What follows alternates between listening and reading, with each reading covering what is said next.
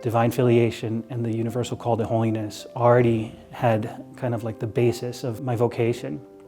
And then I went throughout life trying to live as best as I could, and I always had the idea of the priesthood in the back of my mind, but because of the way I was brought up, we moved around a lot. It was hard to make plans, and so it wasn't until I was an adult and able to settle down that I could figure these kinds of things out.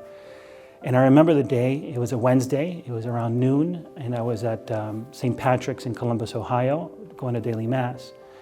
And St. Paul's words really struck me that day. Those who are married are concerned with the things of their spouse, how to please their spouse. And those who are not married are concerned with the things of God, how to please God.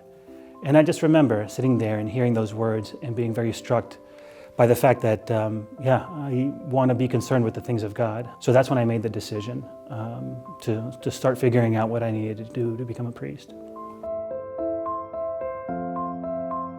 I was with a religious community. It was a Franciscan community up in Binghamton, New York. And I was with them for a short while, discerning. And I was attracted to them because they were a missionary kind of community.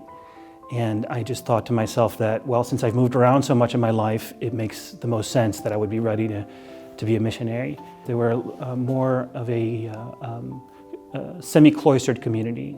And so I realized that I needed to be closer to the people, that God wanted me closer to the people. So I left them and I joined the Diocese of Dallas at first. I was with the Diocese of Dallas.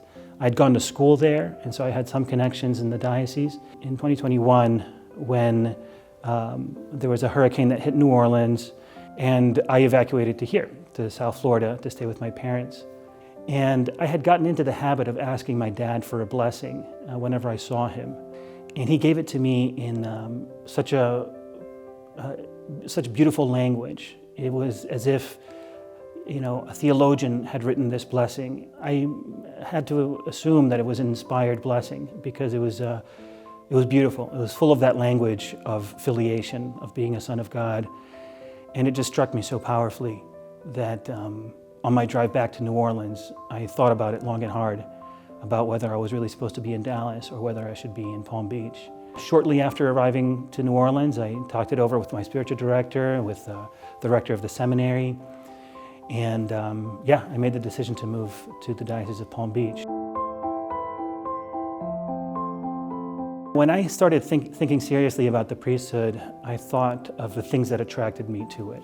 And I kind of realized that the two things that attract me most to it are the things that a priest does that no one else can do, which are to celebrate Mass and to hear confessions. Anybody can serve the poor, anybody can give counseling, all of those kinds of things, but only the priest of God can confect the Eucharist, and only the priest of God can absolve sins. So those are the two things that I'm most looking forward to.